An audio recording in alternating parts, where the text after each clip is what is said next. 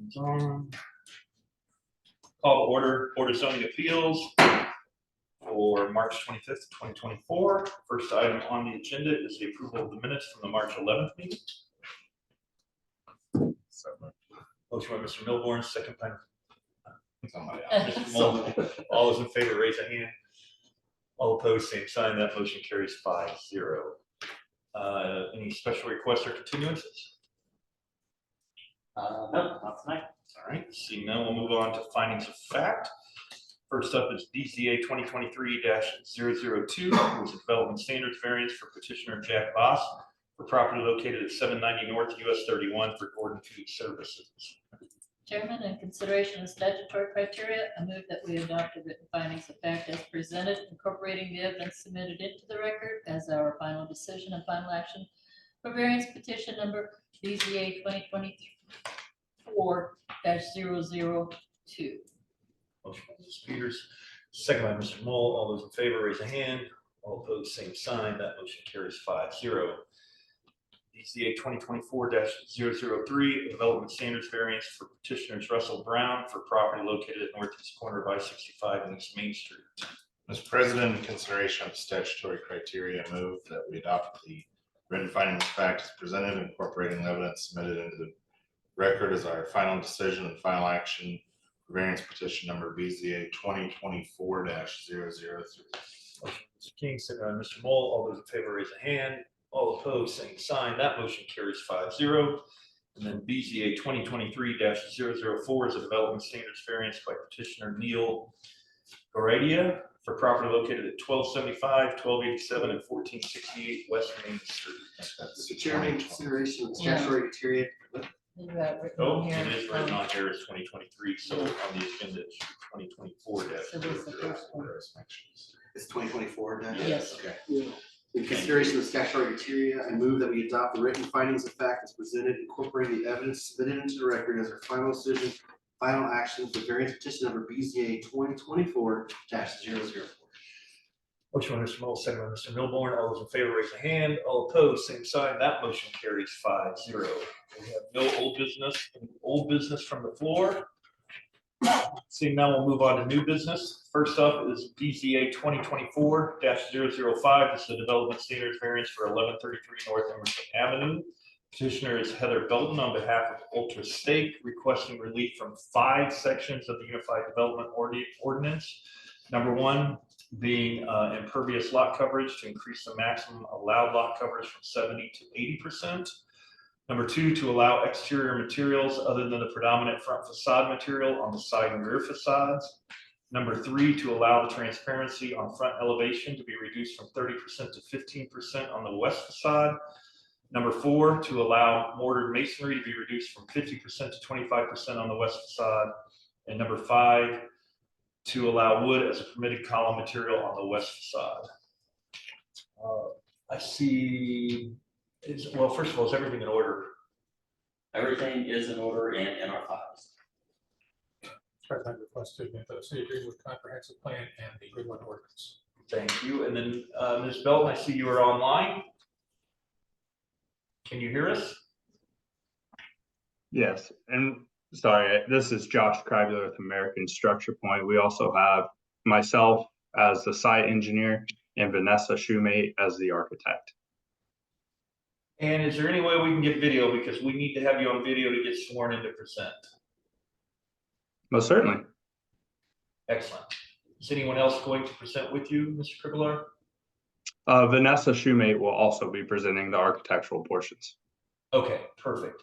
Go ahead and be sworn in by our secretary. Do you swear against perjury? Testimony is true to the best of your knowledge. I do. And I do. Sorry, I was muted. thank you. And do you want me to go ahead and recite our address as Yes, well? your name and address for the record. Yep. Josh Kreibler and Vanessa Shoemate, American Structure Point, 9025 River Road, Suite 200, Indianapolis, Indiana, 46240. And then tell us why you're here. Yes, so I'm here for the site portion of the variance, item number 1, requesting relief from the 70% impervious standard. Currently, the lot as it sits in a parking lot status is at 91% impervious. We've done everything we can to lower that as much as possible, but we're still at 78%, which is 8% above the allowable per the zoning ordinance. So we're just looking for variance from that. And then Vanessa, I'll go ahead and turn it to you for the architectural portions. Yes, and I am addressing items 2, 3, 4, and 5 of our variance requests. And we are requesting an alteration to the required masonry material percentage on the building on the west facade, as this is considered a corner lot. It is a side facade, not the front facade of the building. We're also requesting a transparency variance that would allow us to reduce the percentage of glazing on the west side to be 15% in lieu of the 30 required for a front facade. We are also requesting to allow the materials of the building to be mixed in on the sides and rear of the building in lieu of being the primary masonry material. And we are also requesting an allowance to utilize stone and wood columns, exposed columns at the exterior of the building in lieu of masonry.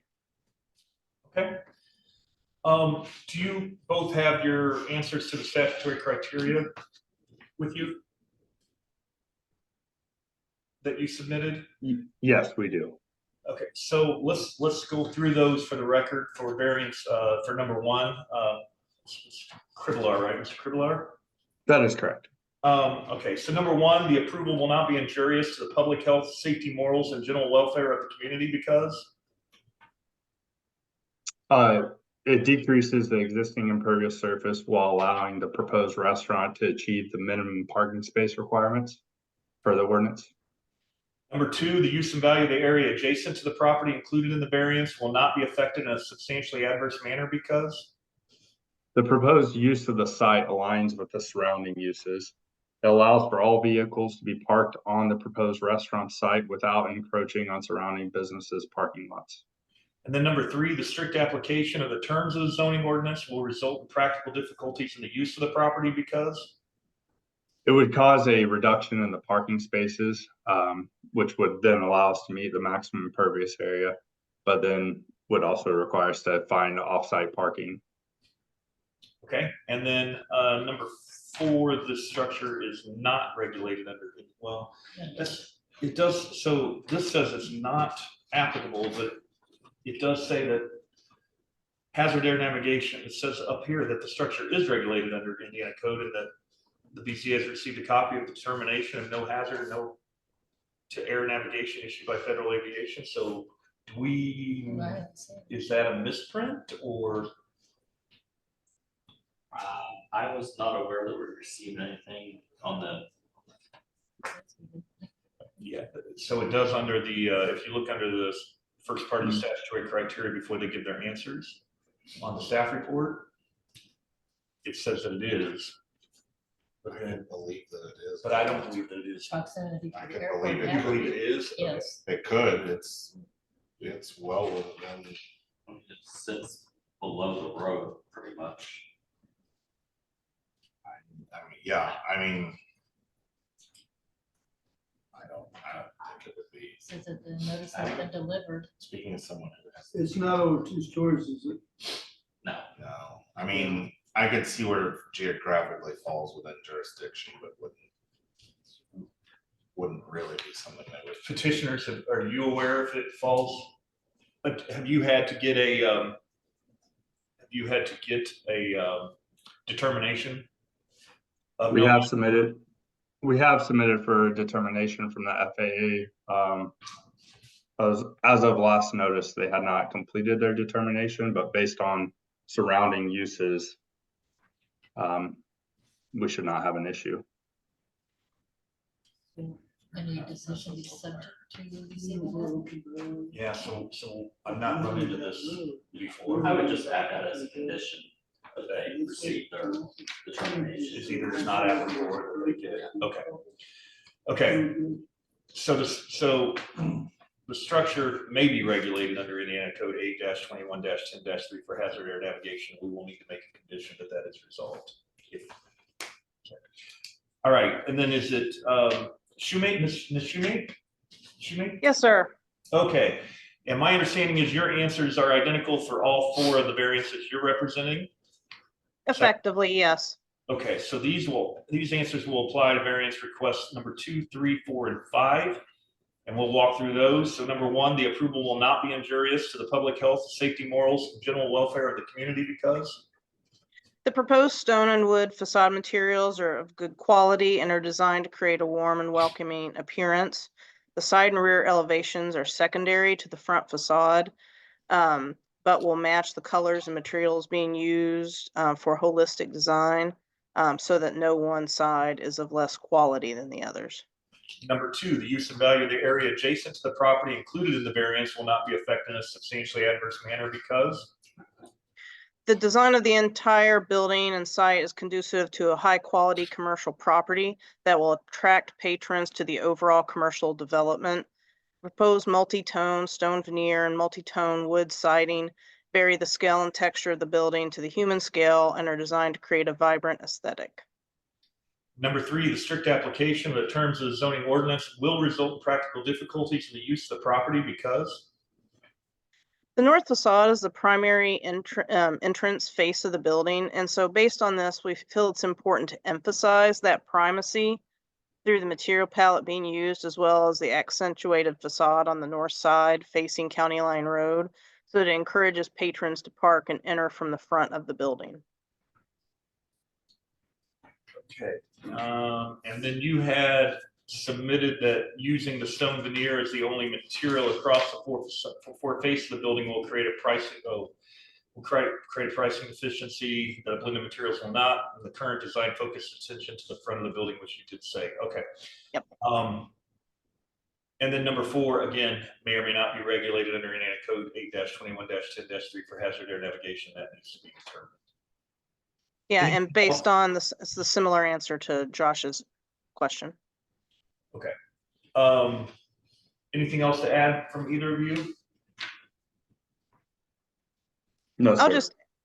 just add that, the design of the building as a whole is meant to be warm and welcoming. It's on a corner lot, but the corner on the western side actually faces the rear of the adjacent buildings across the street. So we do feel that the design presents a nice face on all 4 sides.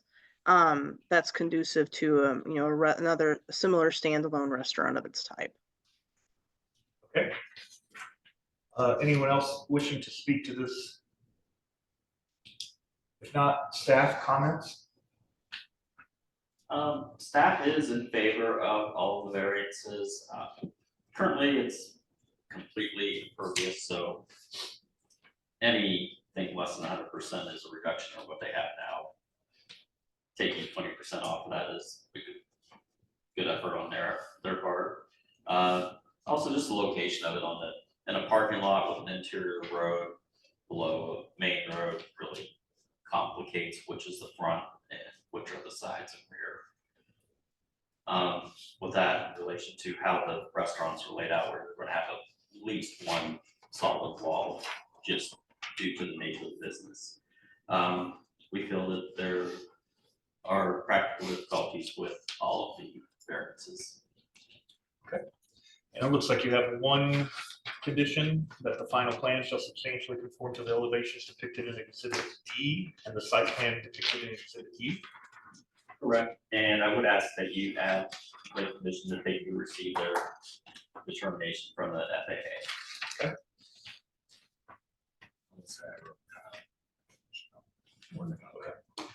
I will close the public hearing. Mr. Mr. Moll, any questions? No, I'm good. Mr. Milborn, I don't know. Mr. King, Ms. Peters? Nothing. I have none. I will take a motion to admit all the evidence into the record.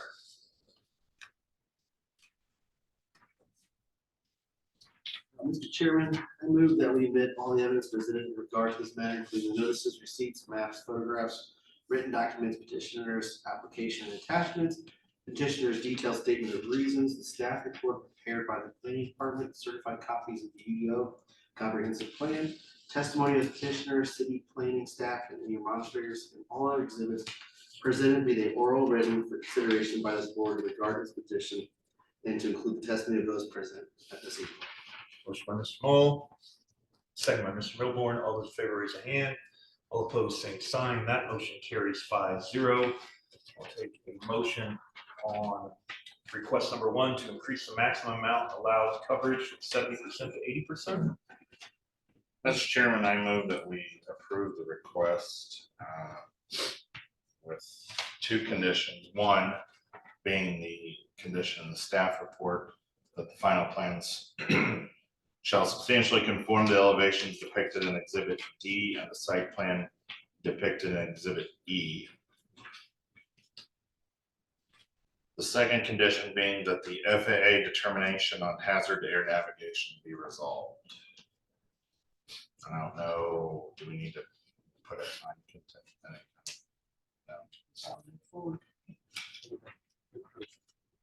No. Yeah. I mean, if I parked my plane that far off the runway, I think the problem's on me. A motion by Mr. King to approve with the 2 conditions, second by Mr. Moll. All those in favor raise a hand. All opposed, same sign. That motion carries 5-0. Take a motion on request number 2, which is to allow exterior materials other than the predominant front facade material on the side rear facade.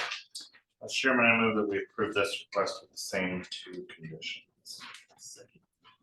Motion by Mr. King, second by Mr. Moll. All those in favor raise a hand. All opposed, same sign. That motion carries 5-0.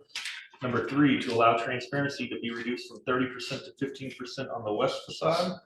I move that we approve this request with the same 2 conditions.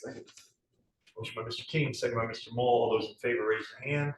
All opposed, same sign. That motion carries 5-0. Request number 4, to allow mortar masonry to be reduced from 50% to 20% on the west facade. I move that we approve this with the same 2 conditions. Motion by Mr. King, second by Mr. Moll. All those in favor raise a hand. All opposed, same sign. That motion carries 5-0. And number 5, to allow wood as permitted column material on the west facade. I move that we approve this request with the same 2 conditions. Motion by Mr. King, second by Mr. Moll. All those in favor raise a hand. All opposed, same sign. That motion carries 5-0. Take a motion to direct the Corporation Council to draft the findings of fact. Chairman, having considered the statutory criteria, I move that we direct the Corporation Counsel's Office to draft written findings of fact regarding our decision on the variance request presented in variance petition BZA 2024-005. Said findings to specifically incorporate the staff report and the evidence submitted into the record for consideration and adoption by the Board of Zoning Appeals as our final decision and final action regarding this petition at our next meeting. Motion by Mrs. Peters, second by Mr. Moll. All those in favor raise a hand. All opposed, same sign. That motion carries 5-0.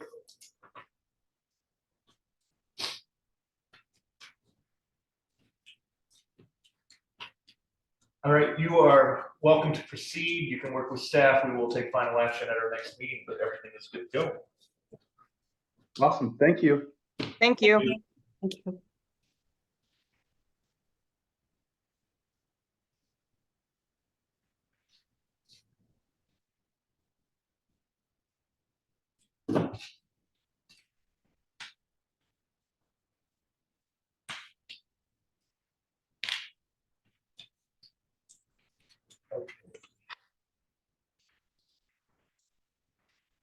Next up is BZA 2024-006. This is a development standards variance for 1422 Vinewood Drive. Petitioner is Roland Matlock on behalf of Susan Harris. requesting relief from the Unified Development Ordinance for accessory structure types, accessory structures, types of structures permitted and to allow for a second accessory structure of the same type on the same property. All those wishing to present, please stand and be sworn in by our secretary. Is there anyone here to present? Is there anyone online to present?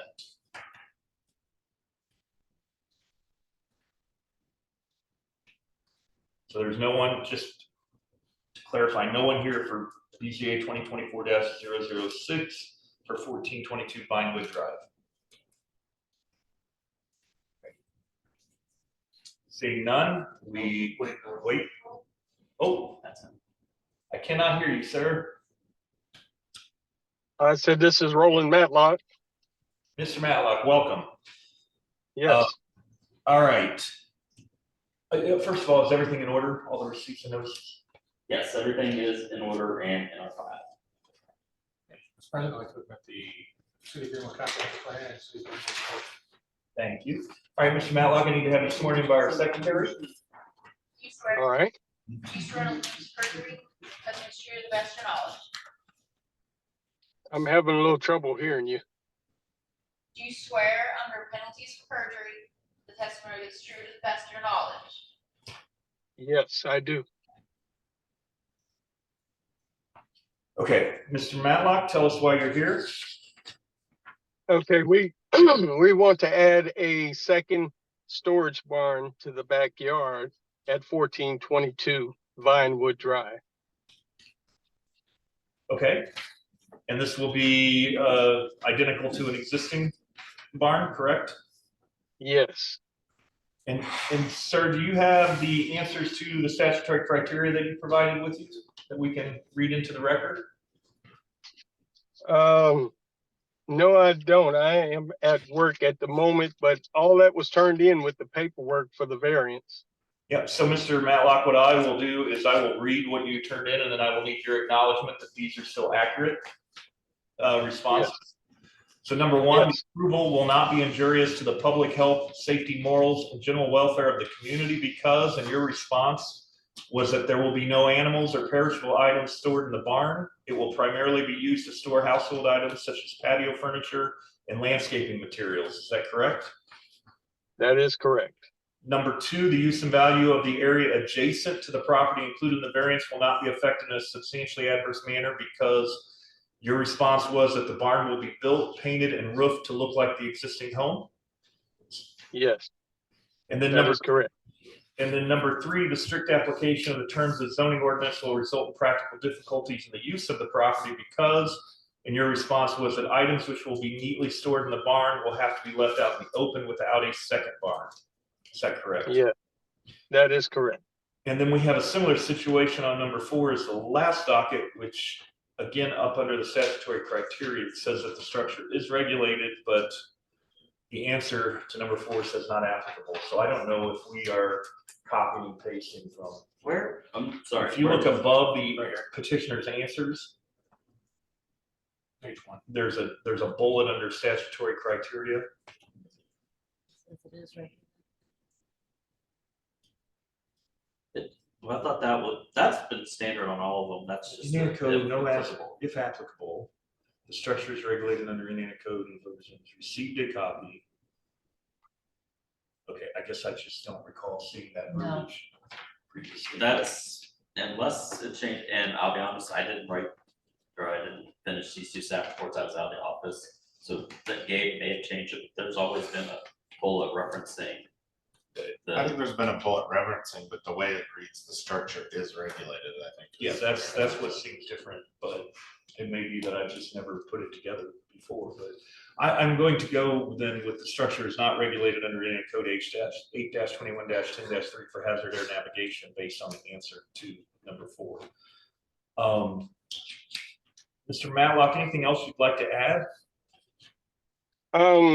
No, we have done all we can to comply with all the ordinances in the county and in the city. So, we're just looking forward to your answer.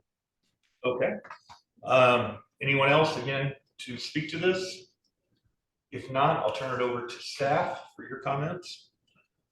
Staff is favorable of this variance. I think what they're proposing will look great in their backyard. We have no concerns. The only condition is that it conforms to the site plan depicted in Exhibit D and the shed details depicted in Exhibit E. Okay. I'll close the public hearing. Mr. Mull? Nope. I'm good. Mr. Milborn? Mr. King? Straightforward. And Mrs. Peters? No questions. Yeah, this is very straightforward, so I have no questions either. All right, I'll take a motion to direct the corporation's counsel to draft written, to admit all the evidence. I will take a motion to admit all the evidence in the record, getting ahead of myself. Mr. Chairman, I move that we admit all the evidence presented in regard to this matter, including the notices, receipts, maps, photographs, written documents, petitioner's application and attachments, petitioner's detailed statement of reasons, the staff report prepared by the planning department, certified copies of the UDO, the comprehensive plan, testimony of the petitioner, city planning staff, and any administrators, and all other exhibits presented, be they oral or written, consideration by this board in regard to this petition, and to include testimony of those present this evening. Motion by Mr. Mull, second by Mr. King. All those in favor, raise a hand. All opposed, same sign. That motion carries 5-0. Take a motion on the docket itself to allow a second accessory structure of the same type. Mr. Chairman, I move that we approve the request with the one condition in the staff report. I need to read the record. That the final plans shall substantially conform to the site plan depicted in Exhibit D and shed details depicted in Exhibit E. Motion by Mr. King, second by Mr. Mull. All those in favor, raise a hand. All opposed, same sign. That motion carries 5-0. And now I will take a motion to direct the corporation's counsel to draft written findings of fact. Chairman, having considered the statutory criteria, move that we direct the Corporation Counsel's Office to draft written findings of fact regarding our decision on the variance request presented in variance petition number BZA 2024-006. Said findings to specifically incorporate the staff report and the evidence submitted into the record for consideration and adoption by the Board of Zoning Appeals as a final decision, final action regarding this petition at our next meeting. Motion by Mr. Peters, second by Mr. Mull. All those in favor, raise a hand. All opposed, same sign. That motion carries 5-0. Ms. Matlock, you are also welcome to proceed, even though we will take final action in a couple of weeks. You can work with staff or whatever you need to get started. All right. Well, thank you, sir. Yep, thank you. Have a great evening. All right, you too. Any new business from the floor? Seeing none, any announcements? First, just a reminder that our next scheduled meeting on April 8th is canceled due to the eclipse. Next meeting after that is April 22nd, and we do have a full agenda for that one. And also, I would like to introduce our new planner, who's been here for about a month now, Alyssa Liebman. Welcome. Did you say anything? Just happy to be here. It's good to meet you all. It's good to have you. All right, and then there is a potential upcoming training, April 29th, per the note. So I understand. Yes. More to come on the 22nd, or via email. I'm hoping we'll have more before the 22nd. Very good. All right. See, no more announcements. Motion to adjourn. So moved. Stop recording.